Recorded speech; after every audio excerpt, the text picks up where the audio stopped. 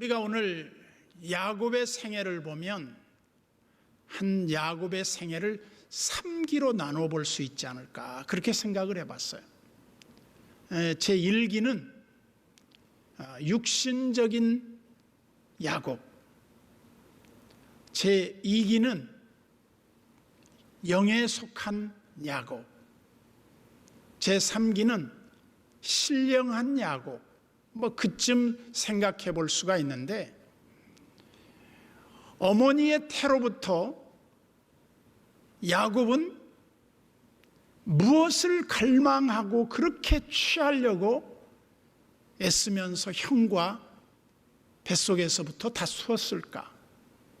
그 육신적인 어떤 것을 이루기 위한 그 간절한 절망이었겠죠.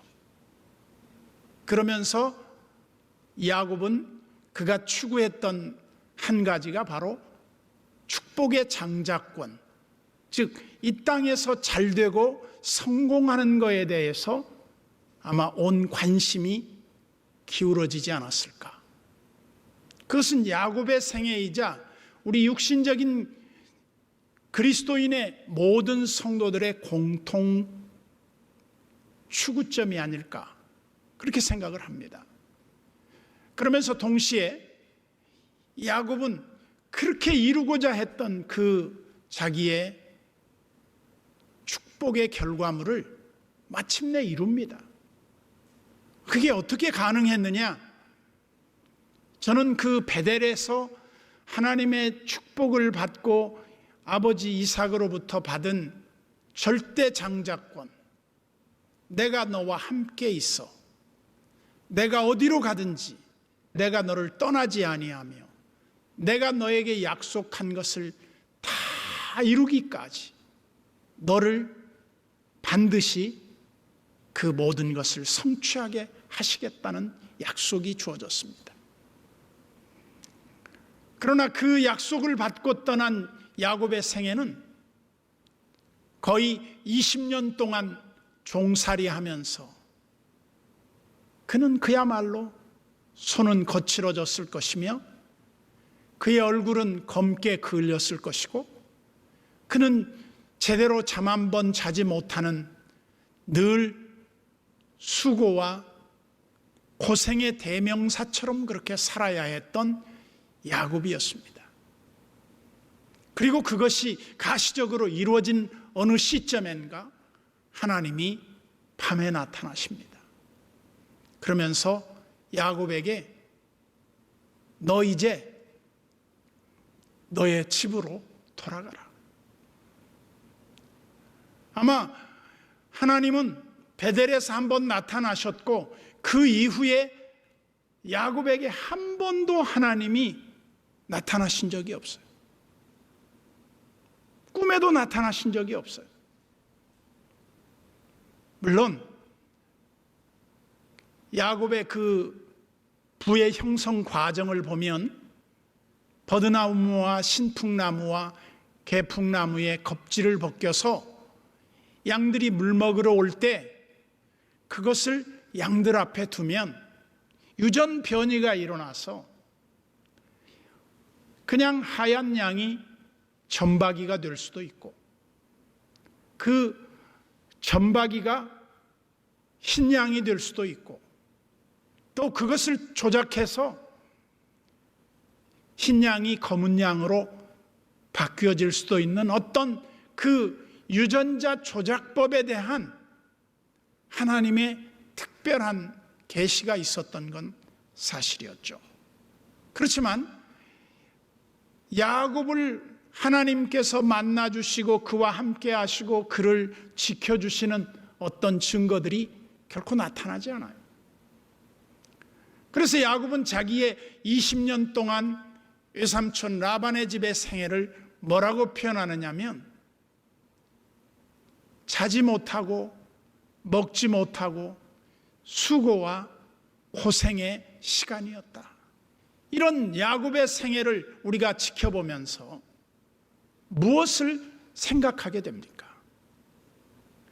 야곱의 생애, 참 파란만장한 인간의 그 고통의 연속된 시간을 한마디로 야곱의 생애를 통해서 우리를 보게 하는 것 같아요.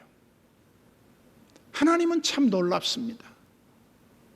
그 약속하신 것을 그냥 하늘에서 뚝 떨어뜨려 주시지 않고 수없는 어려움을 다 온몸으로 막아내면서 그 성취 과정을 이루어냈다 이 말입니다.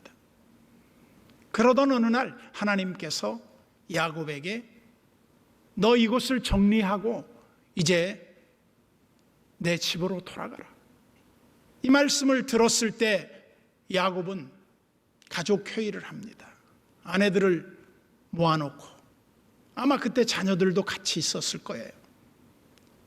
야, 어젯밤에 하나님이 나에게 나타나셔서 이제 이 집을 정리해서 떠나라고 한다. 너희들 생각은 어떻겠느냐? 아내들이 다 동의를 해줍니다. 그래서 야곱은 자기의 소유를 이끌고 야반도주해서 가나안 땅 선조 아브라함과 이삭과 더불어 약속을 받은 그 땅으로 돌아오기 직전 야복나루에서 소위 요단강을 건너기 전에 그 지금 지도로 말하면 요르단 암만에서부터 시작되는 이 야복 강가에서 그는 하나님을 만납니다. 그리고 그는 끝까지 인간적인 그 약은 방법으로 자기 자신을 지켜보려고 애쓰는 모습을 보여줍니다. 그 중에 하나가 400명을 거느리고 자기를 해하려 온다는 에서의 군대가 있다는 말을 듣고 형의 마음을 누그러뜨리기 위한 선물을 보냅니다. 그리고 자기는 야복 강가에 남습니다. 치밀한 야곱의 그 의도가 무엇이었을까요? 아마 그것은 제가 볼 때는 앞에 형에게 보낸 선물을 받지 않고 그들을 쳐버린다면 아마 야곱은 자기 혼자서라도 살아서 도망가기 위해 맨 뒤에 섰을 것이 아닌가 생각이 들어요. 적어도 한 가정의 가장의 책임의식이라면 맨 앞에 서서 형이 칼을 들고 치려고 하면 내 목을 치시오. 그리고 우리 가족들은 살려주시오. 이렇게 나왔어야만 적어도 남자다운 한 가정의 모습이 아니었겠나. 그런데 야곱은 인간의 수단과 방법을 포기하지 못하는 그의 모습을 보면서 다분히 육신적인 그리스도인의 모습을 떠올리게 돼요. 야곱은 거의 목숨을 건 씨름이 계속되고 있었어요. 그때 야곱이 한 것이 무엇이었습니까? 야곱은 하나님을 붙드는 거였어요. 끝까지 놓아주지 않는 거였어요. 그러면서 그 야곱이 붙든 하나님이 그렇게 야곱과 씨름을 하셨을까? 그것은 야곱에 대한 자존감 세워주기, 또 하나님이 너에게 복 주시는 분이라는 사실, 그리고 사람이 너를 어찌할 수 없는 존재라는 사실을 일깨워 주기 위해서 야곱과 씨름을 한 거예요. 마치 저는 그걸 보면서 이런 생각이 들어요.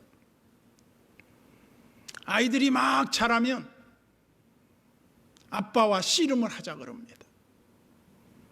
그러면 아빠가 어린 아들의 그 제안을 받아들이죠. 그러나 씨름의 결과는 너무나 뻔한 겁니다. 아이가 아버지를 이길 수는 없다는 그 어린 시절에 그 생각을 못해요. 그렇지만 아버지는 그 아이를 세워주기 위해서 아버지가 연출을 합니다. 낑낑대고 힘쓰면서 마치 그 아이한테 도저히 당하지 못할 것처럼 힘든 싸움을 벌이다가 자기가 스스로 넘어지면서 네가 이겼다 쳐주는 거죠. 그것은 아들에게 승리를 안기워주기 위한 아버지의 잦은 패배지, 그것이 아들이 이긴 싸움은 아니거든요. 마찬가지 아니겠습니까? 하나님이 야곱과 씨름을 했다. 이사야서에 보면 야곱의 정체성을 뭐라고 말합니까? 버러지 같은 너 야곱아 그랬는데, 저는 이 버러지 같은 야곱아보다도 예전 번역이 더 좋은 것 같아요. 예전 번역은 지렁이 같은 너 야곱아, 너희 이스라엘 사람들아 두려워하지 말라. 나 여호와가 말하노니 내가 너를 도울 것이라. 내 구속자는 이스라엘의 거룩한 이니라. 그 뒤에 보면 하나님이 야곱을 내가 너를 타작 기계로 만들겠다 그렇게 말해요. 아니 무슨 지렁이가, 버러지가 슈퍼 버러지가 돼서 타작 기계가 되겠습니까? 이건 아니거든요. 그렇지만 하나님께서 야곱을 변화시키시고 그를 하나님께서 함께 하셔서 사용하실 때 그는 지렁이 같은 존재가 아니고 그는 그야말로 타작 기계와 같은 하나님의 쓰임받는 도구로서의 생애가 달라질 것을 이미 말씀하셨는데, 그러면서 우리가 여기서 한 가지 꼭 깨달아야 할 게 있어요. 하나님이 이제 야곱과 씨름하다가 져주려고 하는 타임이 왔어요. 그때 하나님이 야곱에게 이렇게 말합니다. 날 놓아라. 그냥 뿌리치고 가셔도 되는데 날 놓아라.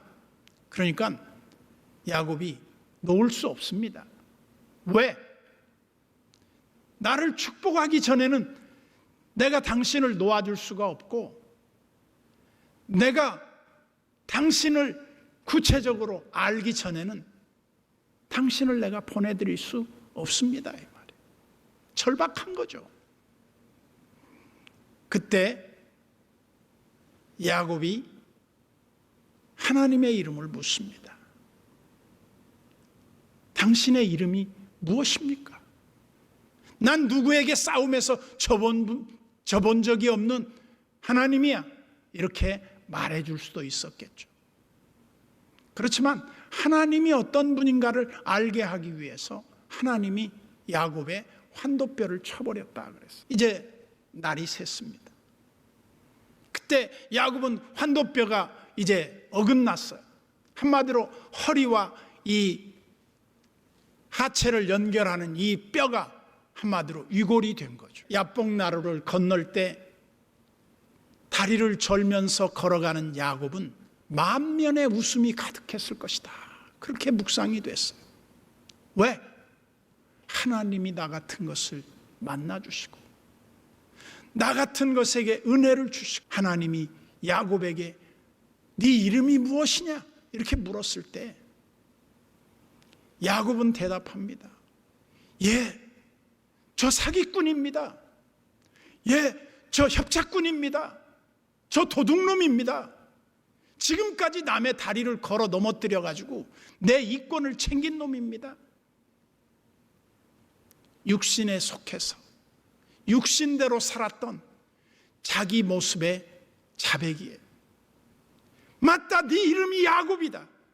너의 그 집요한 장자권에 대한 갈망이 너를 이렇게 만들었다. 너는 어떻게 보면 네 인생을 사서 고생을 했다 이거죠.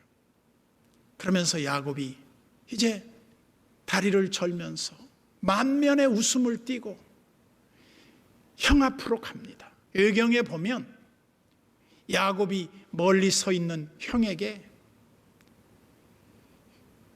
형 7번을 부르면서 엎드렸다는 거예요. 그때 형이 다 그동안에 미워했던 것, 그 그 복수심, 야곱에게 모든 빼앗겼던 그런 축복의 상실감이 다 회복이 됐다는 거예요. 한 사람의 욕심 때문에. 그래서 결국은 야곱과 형 에서가 화해를 합니다. 여기에서 야곱은 성공이 목적이 아니었을 거예요. 이제는 다 모든 걸 주어도 그는 하나님을 이긴 사람이에요. 사람과 겨루어 이기고 싶은 마음이 없어졌을 거예요. 하나님을 이겼는데 뭘 더 이길 게 있겠어요? 하나님을 이긴 사람을 또 누가 당할 수 있겠어요? 저는 거기에서 야곱의 생애가 극적인 전환을 이뤘는데 바로 그것이 뭐냐? 이름이 바뀌었을 때부터다. 저는 여러분들이 부모로부터 지어준 이름이 있을 거예요. 어떤 사람은 하나님의 영광을 위해 살라고 하영이라고도 하고, 또 하진이 하나님의 진리를 추구하는 사람이 되라. 별 이름이 다 있어요. 근데 그런 부모가 지어준 이름 말고 하나님이 내게 주신 이름이 있는가? 그 닉네임이 뭔가? 저는 하나님께서 우리에게 은혜를 주셨을 때 그 주신 이름이 난 여러분들의 영적 도약의 중요한 계기가 된다고 봅니다. 하나님이 여러분들에게 만나 주셨을 때 주셨던 이름을 잃어버리지 마세요.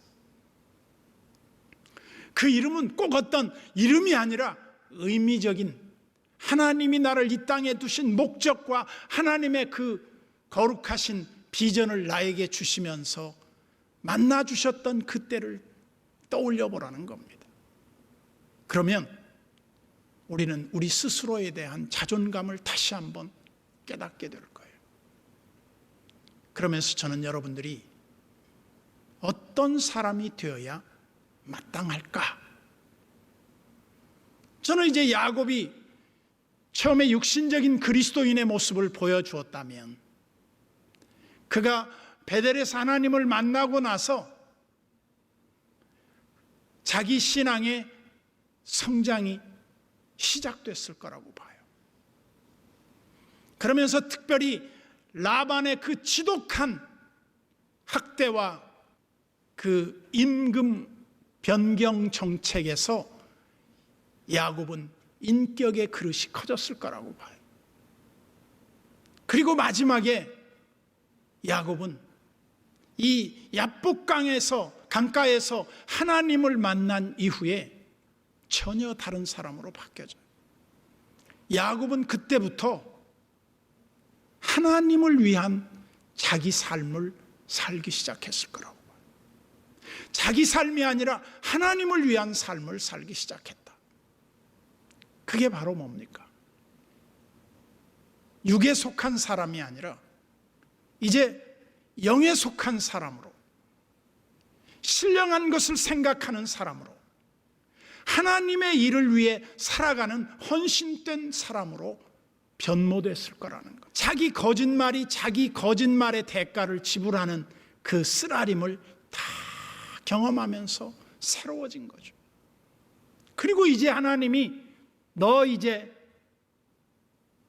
위한 삶이 아니라 하나님을 위한 삶을 살아야 한다. 저는 야곱의 가장 위대하게 바뀐 때가 언제라고 보느냐면 바로왕 앞에 섰을 때라고 봐요. 당신의 나이가 얼마요?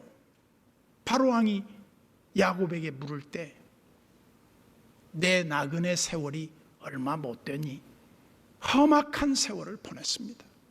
우리 조상 아브라함과 이삭의 생애에 비할 바는 못 되지만 고생 많이 했습니다. 사람의 인격이 언제 바뀌어집니까?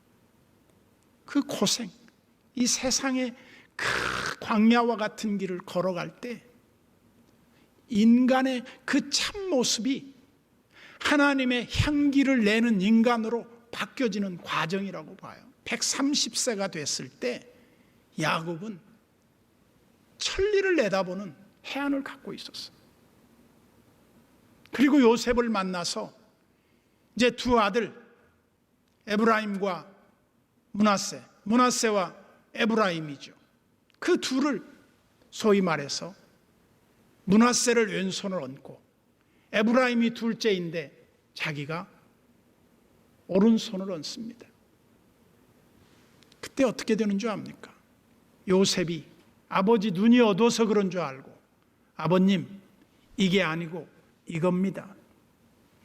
나도 안다요. 이미 그때 야곱은 선지자의 반열에 신령한 세계의 모든 것을 다 통달하는 수준에 이르게 된 것 같아요. 성장 배경이 어디 있을까? 그것은 하나님을 구체적으로 만난 이후에부터 시작된다. 오늘을 살아가는 우리 그리스도인들, 우리의 삶이 마치 야곱의 그 축복에 매달린 생애와 같은 그 처절한 싸움의 연속이었다면 이제 우리의 신앙이 좀 더 성숙해서 영적인 그런 세계를 좀 바라보고 우리가 하나님의 뜻을 통달하고 하나님이 원하시는 것에 우리가 즐겨 헌신할 수 있다면 우리의 생애는 지금보다는 훨씬 더 밝은 미래가 우리를 기다리고 있을 것이다. 난 여러분 모두가 하나님에게 붙잡히기를 바라고 여러분들이 하나님을 붙잡는 것이 아니라 하나님이 여러분들을 붙들어 주시고 사용하셔서 하나님의 거룩한 뜻이 이루어지기를 주님의 이름으로 축원합니다.